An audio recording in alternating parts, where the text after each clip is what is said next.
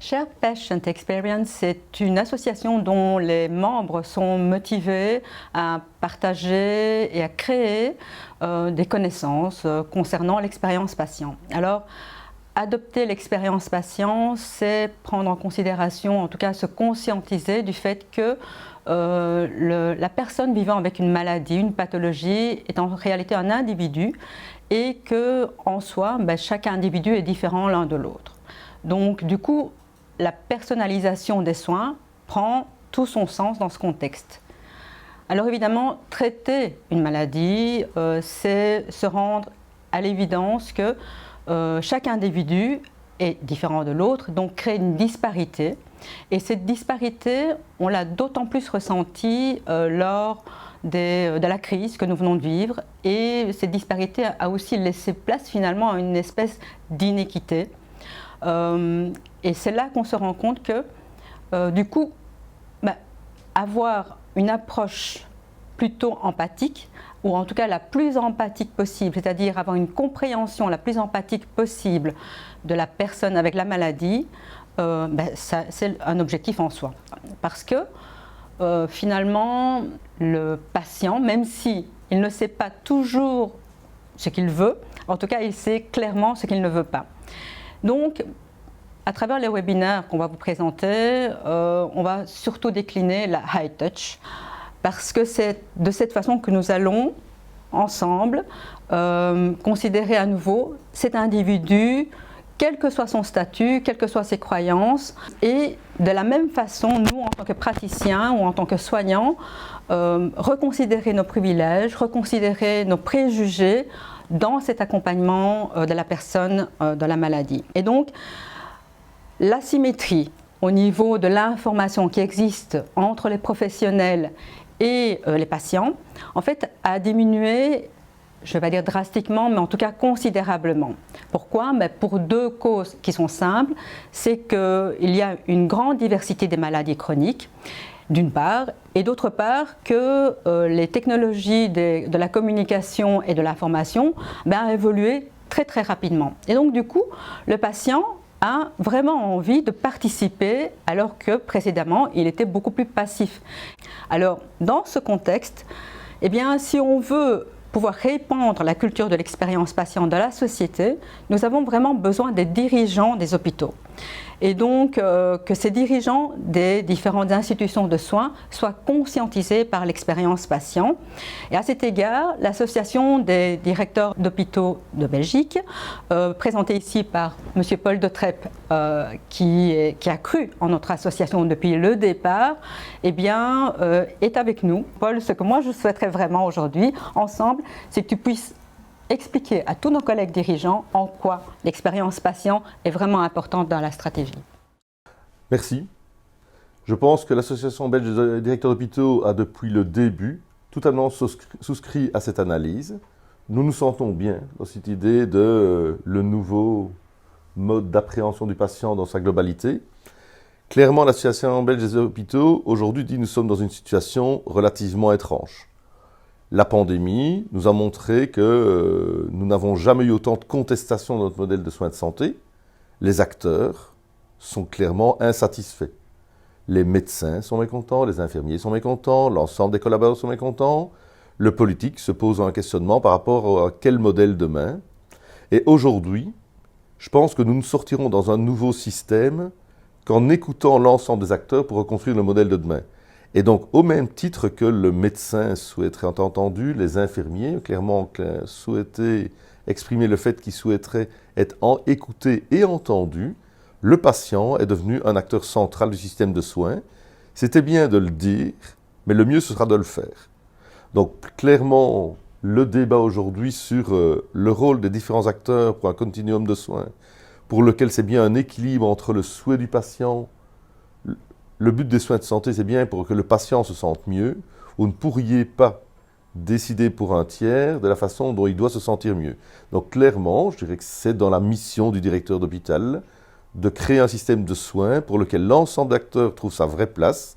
Et aujourd'hui, l'initiative SPX, pour nous, était une opportunité de montrer que l'hôpital se préoccupe autant de ses acteurs internes que du patient qui est un des éléments majeurs des choix de soins de santé aujourd'hui.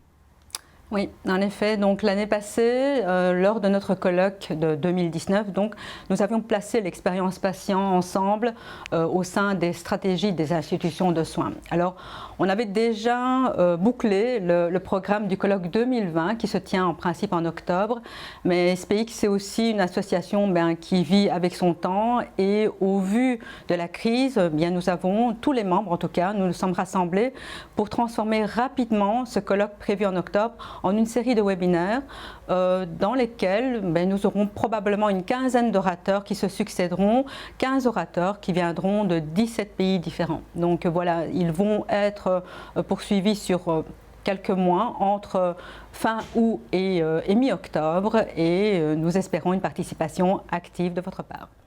Et donc l'opportunité de la pandémie, c'est justement d'avoir amené d'un débat de base qui était le patient rentre dans le débat, avoir amené un questionnement sur toute la déclinaison qu'aujourd'hui on amène pour les soins de santé, en permettant de dire qu'avons-nous changé un an plus tard. Rien que la façon dont nous vous contactons, le webinaire est une formule qui est tout à fait en alignement avec ce que les hôpitaux ont pratiqué pendant la période de pandémie. Et tous les questionnements qu'on voit aujourd'hui au moment de la pandémie, issus de la façon dont tout s'est passé, sont des questionnements centraux pour tout ce qui est débat SPX et des directeurs d'hôpitaux. Donc pour conclure, c'est clair que nous ne ferons pas un bon système de soins de santé sans avoir le patient experience, donc l'avis du patient, la satisfaction du patient comme cœur du débat. Et donc c'est bien le patient qui va décider de l'excellence ou pas de notre système. Hola Joan. Buen día. Buenos días. Joan, aquí estamos pensando cómo lanzar este coloquio en un formato especial este año. El título genérico, cuando lo definimos, se nos ocurrió hablar de la importancia de la experiencia del paciente en una sociedad que cada vez más pide proximidad, pide empatía. Pero todo el mundo está de acuerdo con esto. Entonces, la experiencia del paciente, ¿qué es lo que nos aporta? De hecho, el humanismo en medicina siempre ha defendido estos postulados. ¿Qué aporta de nuevo? ¿Cómo lo ves esto? ¿Qué podemos aportar desde el Patient Experience a esta corriente que finalmente todo el mundo está de acuerdo en ella?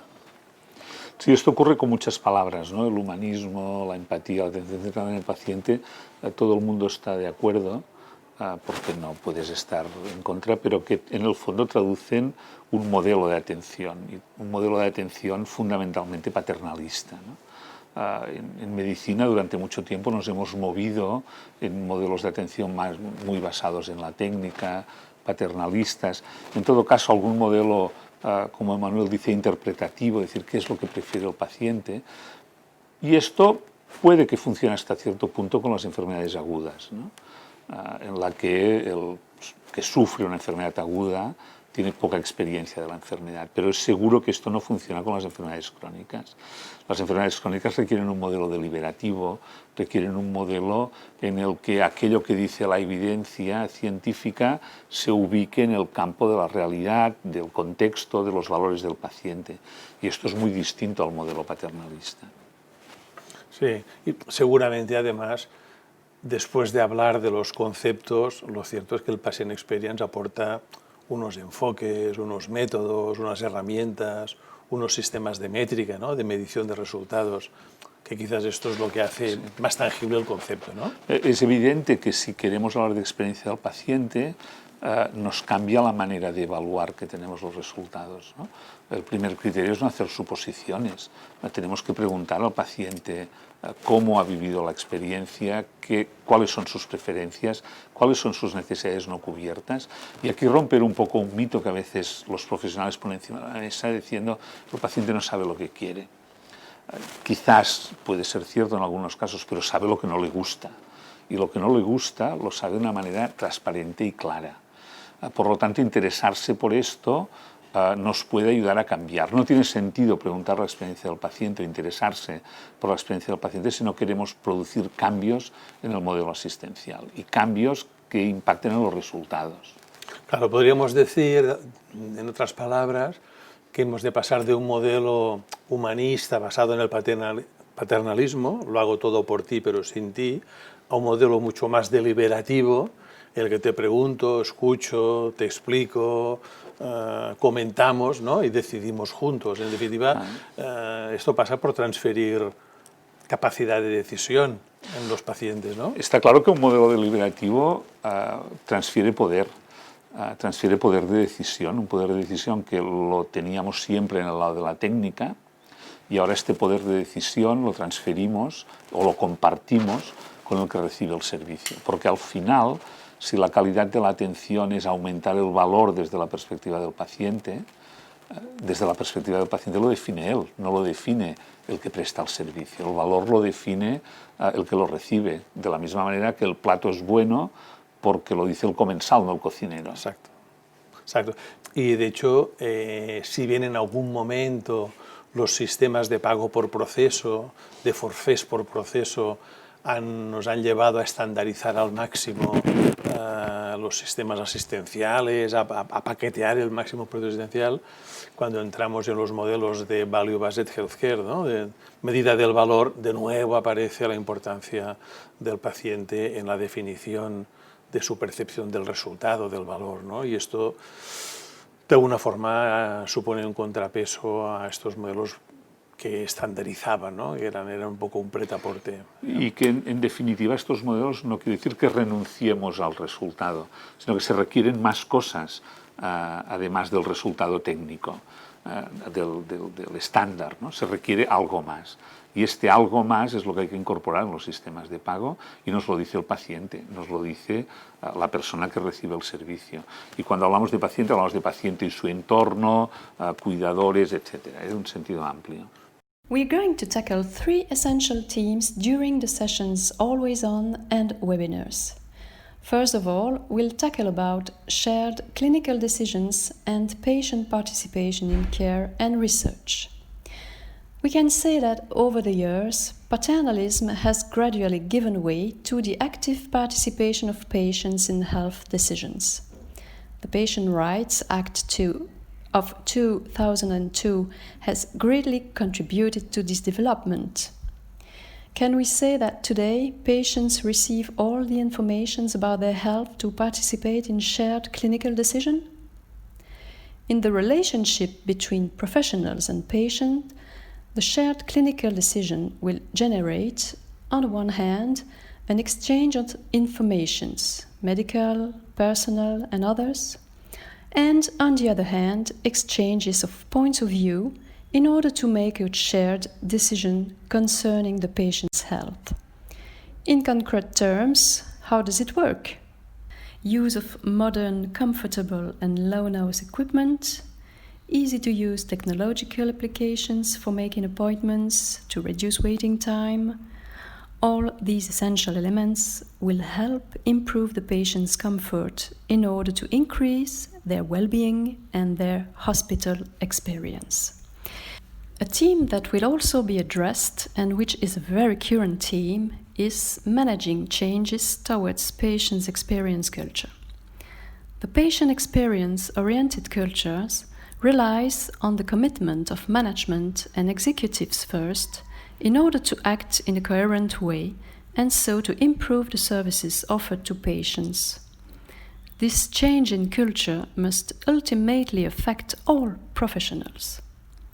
By developing an experienced patient-oriented culture, the reputation of the institution is established and generates an attractiveness for the institution itself.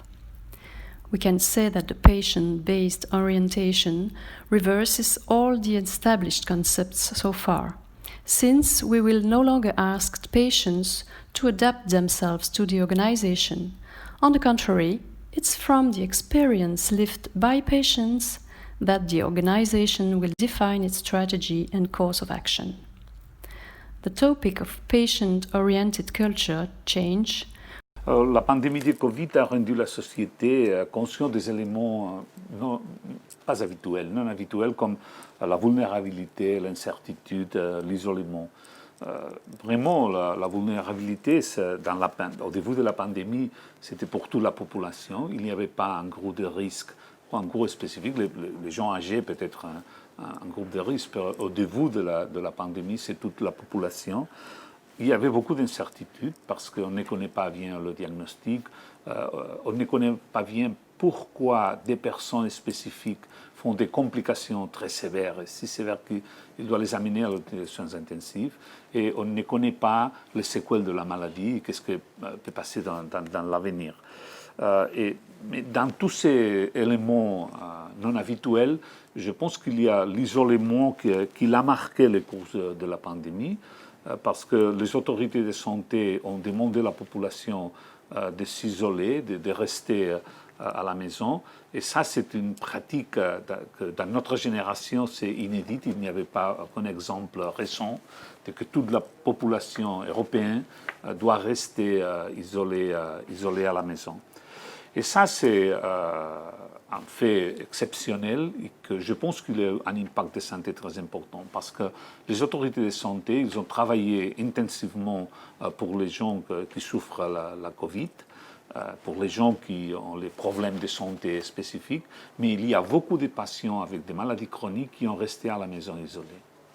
Et ça, rester isolé à la maison, veut dire que les patients ils ont peur pour la maladie, c'est-à-dire quel est l'impact de la Covid dans ma maladie que j'ai, par exemple, de l'immunosuppression. Les patients, à la fois, ils ont de peur d'avoir de se rendre à l'hôpital. Les mantras, c'est qu'on a dit il faut éviter à tout prix les urgences et les hôpitaux, mais pour les gens atteints d'une maladie chronique, souvent c'est impossible d'éviter l'hospitalisation parce qu'ils ont des agudisations qu'ils doivent se soigner. Alors, à la fois, l'isolement fait changer les habitudes quotidiennes. Pour certaines maladies chroniques, l'activité physique ou le régime alimentaire il est très important. Et l'isolement change tout ça d'une façon ou d'une autre, mais a un impact très important.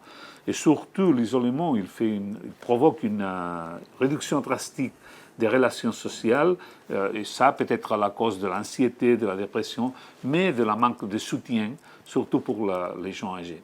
Alors, tous ces cadres, c'est une simplification, je fais un résumé très rapide, surtout pour parler de l'impact de la Covid sur les gens qui n'ont pas de la Covid. Et tout cela met sur la table la nécessité de redéfinir les relations des patients et les professionnels. À ce moment-là, la plupart des relations, c'est une visite en face, et ça n'est pas possible. Et alors, ça nous met sur le défi de redéfinir les activités de santé. Et c'est pour ça que je crois que la télémédecine peut jouer un rôle très important.